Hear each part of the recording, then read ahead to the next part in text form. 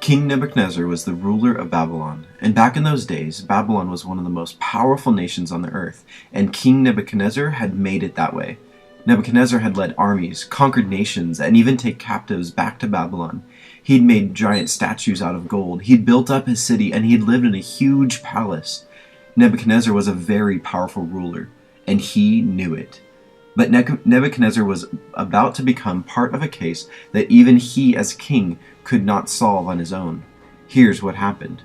Nebuchadnezzar had a dream, and in this dream he saw a tree, and this tree was huge. It was so huge that it grew way, way up into the sky, and was so tall that people could see it all over the world. Well, all the kinds of animals lived in the shade of this tree, and birds lived up in its branches, and the tree produced fruit that fed the entire world. But then the dream started to change. Nebuchadnezzar saw a messenger, a holy one, come down from heaven. The messenger shouted, "Cut down the tree and lop off its branches, shake off its leaves and scatter its fruit. Chase the wild animals from its shade and the bird from the branches, but leave the stump and the roots in the ground, bound with a band of iron and bronze and surrounded by tender grass. Now let them be drenched with the dew of heaven, and let him live with the wild animals among the plants of the field. For 7 periods of time let him have the mind of a wild animal instead of the mind of a human. For this has been decreed by the messengers. It is commanded by the holy ones, so that everyone may know that the Most High rules over the kingdoms of the world. He gives them to anyone he chooses, even to the lowliest of people." Nebuchadnezzar was terrified by this dream. What did it mean? What was the tree? Why was the tree so huge? Why was the tree cut down? Well, the king needed answers, and he needed them now. The first people he called for were his royal magicians, enchanters, astrologers, and fortune-tellers. And as Nebuchadnezzar told them his dream, they were all stumped.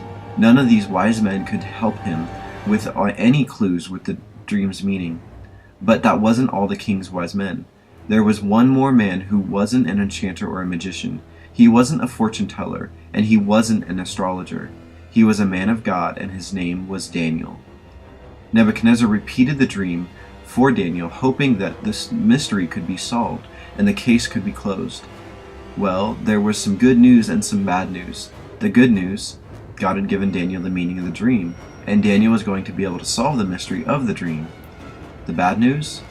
Well, there was plenty of bad news. Daniel explained to the king, Nebuchadnezzar, that the tree in the dream represented him. He told Nebuchadnezzar that he, like the tree, had become very great in the world, and many people depended on him.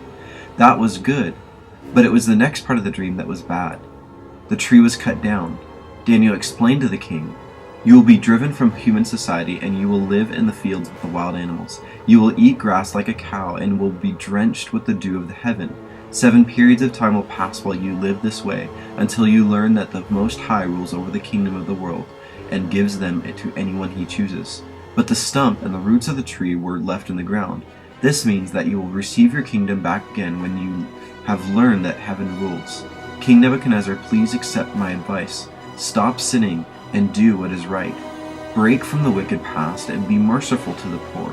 Perhaps then you will continue to prosper." When he was done, Daniel presented King Nebuchadnezzar the solution. God wanted King Nebuchadnezzar to learn that what had happened in the dream would happen to him if he didn't change. You see, King Nebuchadnezzar had become prideful about himself and his power, and as a result he was focusing too much of his own strength and accomplishments. He was worshiping himself instead of God. Well, now King Nebuchadnezzar had a choice to make. He could turn and worship God and possibly avoid losing his throne, or he could keep worshiping himself. Well, despite Daniel's advice, the king continued to worship himself.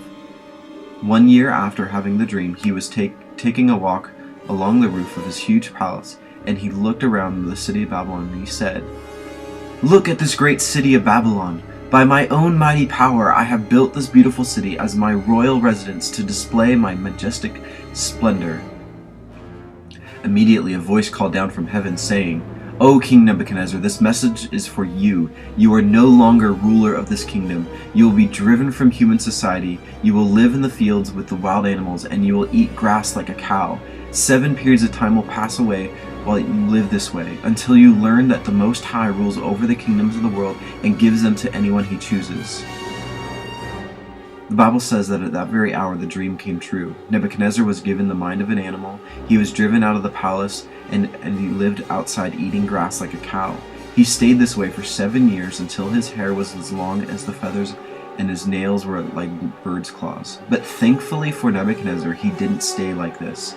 After 7 years were over, he got his old mind back, and he was able to return to his home and continue to rule as king. But this case had taught Nebuchadnezzar a very valuable lesson about pride. He knew that he was king because God had given him the power, and that God was the only being that deserves to be worshipped. So that is exactly what Nebuchadnezzar did. He worshipped God.